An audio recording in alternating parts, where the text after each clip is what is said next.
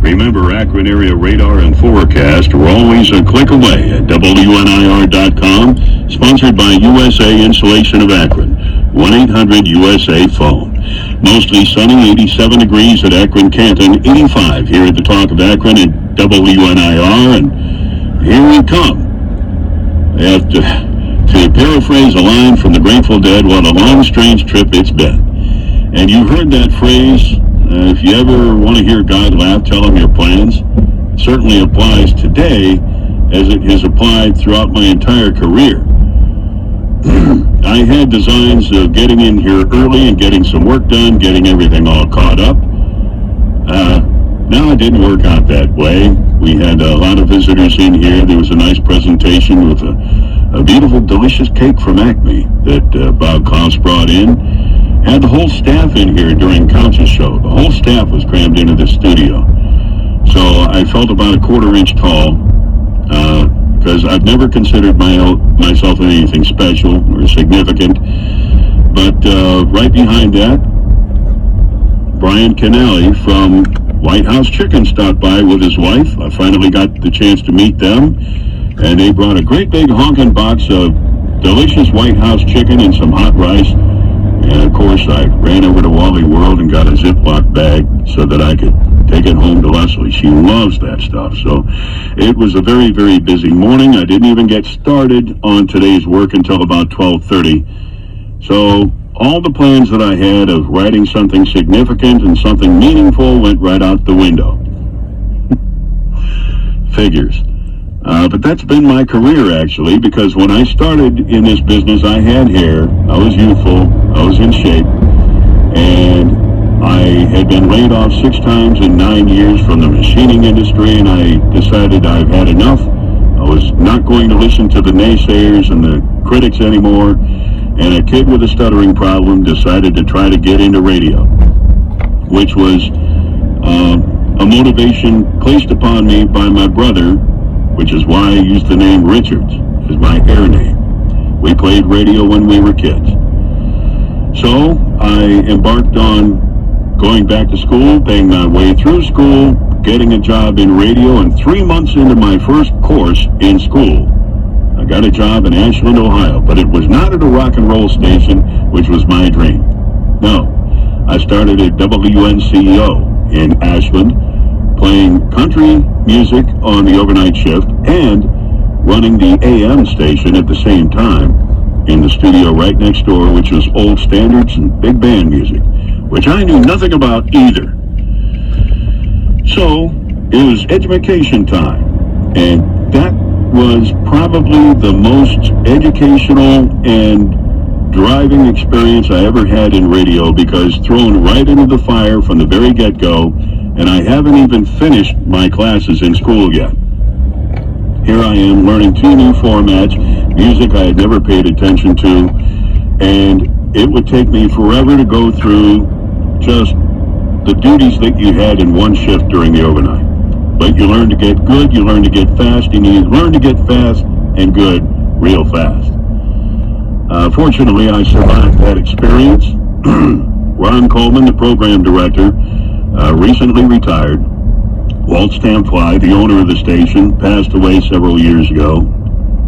But I owe them, for the most part, professionally, my career. I went from there. I came back to Akron, did some rock and roll for a while until the station was sold, and we all got booted out. That's a harsh reality of this business. You're not really officially part of broadcasting until you've been fired at least once. So that sent us out to Fort Wayne, Indiana, where I was back on a country format again, on a flame-throwing 50,000-watt radio station that was called WBTU. And it had such a mammoth signal that our account executives drove company cars on their calls. Their company cars were these red Pontiac Trans Ams with the logo in flames on the side. That was very impressive. And I had so much fun working out there with some very, very great and talented people. Some of the most fun I ever had was there. Death in the family brought us back to Akron because of a promise that I made. I ended up at WNIR, hired by the late Fred Anthony and program director Bill Hart. And I worked with phenomenally talented people in that newsroom. And before I got there, while I was still in Indiana, I was still a DJ. Until the owner of the radio station, after an ownership change, told me that I was out of my element and said, "You need to do news." Okay. Remember, if you want to hear God laugh, tell him your plans. I was going to be a rock and roll DJ. I got to do that for about 5 minutes in this business.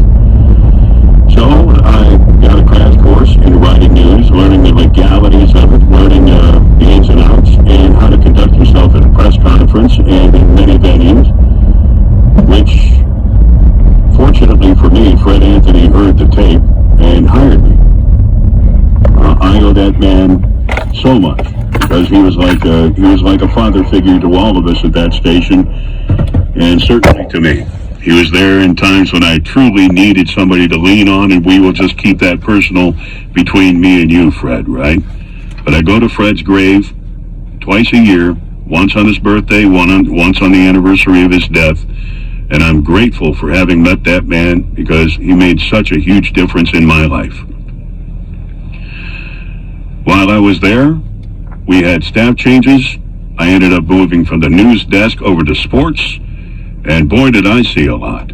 1997 comes to mind. We had the World Series, the Major League Baseball, and the NBA All-Star games. There wasn't a lot that I didn't see in the world of sports. But along the way, covering breaking news and news on the street, there were probably 100 experiences that I wish I never had, and the memories that come along with it. And I'm speaking of the tragedies that befall the human family. It is a fact of life that people are horrible animals and they will do horrible things to each other. And circumstances will befall people in accidental format or by act of Mother Nature, whatever. But I've seen a lot. I prefer to lean on the best parts of the things that I've seen in this career. And I try to, when it wakes me up in the middle of a sleep, I try to put that out of my mind and remind myself what day this is and know that I got through that then, I can get through it now. I landed back here at WNIR, and I had the opportunity, golden as it was, to work with the late Howie Chiswick, who was known literally worldwide. And with his passing, even Rush Limbaugh commented on it during his program, his very next program. And Rush actually admitted openly during that program that he patterned his show after what Howie was doing on the air right here in this studio, which carries a lot of weight. Tom Erickson, I had worked with him at WAKR and here. Tom took a lot of grief. He took a lot of needling from people, but I can tell you that Tom was one of the hardest workers I had ever seen in the news business. He would dig for the information. He would give you plenty of cannon fodder for the jokes, but Tom also took that in good nature, in good spirit, and he was a great guy to be around. I was heartbroken when he passed away, but I was glad to God Almighty that I was able to spend time with him in the nursing facility in his final days. We got the chance to say our goodbyes, as I did with Howie the day he walked out of that studio, and I wished him well on his trip to Florida to take kids down there to Disney. Something in my mind said, stop him and say this. And I did, and I told him that it was such an honor and a privilege to work with him. And he extended a very pleasant greeting back to me. At the moment, I didn't know that it would be the last time that I would speak with him. But it leaves me grateful to this moment that I did take that opportunity, because I'm one of the few people on this staff who had a chance to say something meaningful the last time that I saw him face to face. And finally, without belaboring this any more than I already have, The reason that I have done this job, and the reason that I have done so many things in life that a lot of people don't believe from time to time, but it's true. I've done a lot, I've seen a lot, gone places, done things, met people that I couldn't have imagined. It was all inspired by my brother. He was born 1 year and 3 months before I was. He was number 6 in a line of 7 kids, and I was number 7. When he was born, he had spina bifida and was expected to pass away shortly after birth. He lived each day like a warrior, and he lived each day with a drive and desire to get the most out of life with whatever it sent his way with every breath that he took. And for 29 years, there was at least one time each year when he was written off for dead again because he contracted so many diseases over the course of his life. But he and I were inseparable as children. We did a lot of things together, and we played radio with that tape recorder when we were kids, having a great time, and I had envisioned doing this job, but with a stuttering problem, it wasn't going to work out. Until I decided, the hell with that. I'm not going to listen to everybody else. I'm going to overcome these obstacles as my brother had done so. Rick continues to be the greatest inspiration and motivation that I've ever had in the course of my life, and he will continue to be for the remainder of my days. That's why I got involved in Super Kids. That's why it means so much to me. He motivated me to get into the Soapbox Derby in 1971. I had no intentions of doing that, but one day he said, I wonder what that's like.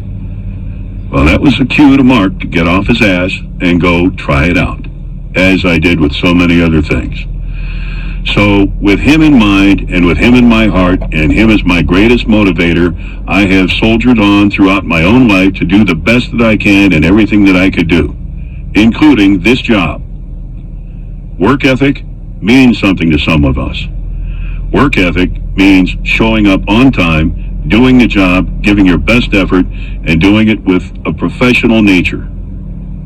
And keeping the focus on the task at hand, and that is providing the customer, which in this case are the owners of the radio station, the sponsors, and you, the listeners, to provide the customer with the best product that you can provide. And on that note, it is my hope that I have helped to inform, educate, and entertain you throughout the course of my career, especially in these last years here at WNIR. I am very grateful for the words that I've heard coming out of that radio speaker today. It's almost as if they're talking about someone else. And as busy as it's been, I've picked up bits and pieces. I can't tell you how much your good thoughts and your kind words mean to me, because I understand now that I have made a difference on some people's lives. That was the intent all along. So if you have a goal in your life, don't let anything stop you. It didn't stop my brother. He took his last breath at the age of 29 in 1986, but he continues to live within me today. And if he could smile up to his last minute, the rest of us have nothing to complain about. So on that note, I wish you all a good life, good health, plenty of happiness, and may you attain each of your dreams that you have had in your own life, and don't let anything stand in your way. As promised, a short musical montage for you, as we have known to do here with Bob Golick. But it's been my honor to work with you, Bob. It's been a pleasure. The people here at this radio station, I wish you the best continued success. The station has always been consistently at or near the top. And I have this golden opportunity to go out on top on my own terms, with still time to spare to live my life. Thank you, Bob. And we're going to stay in contact. And you're just going to have to come over to the man cave sometime and bring that agave spirits. So to the rest of you, if I can borrow a phrase from the late Joe Tate as he signed off, Have a good life, everybody. I'll say goodbye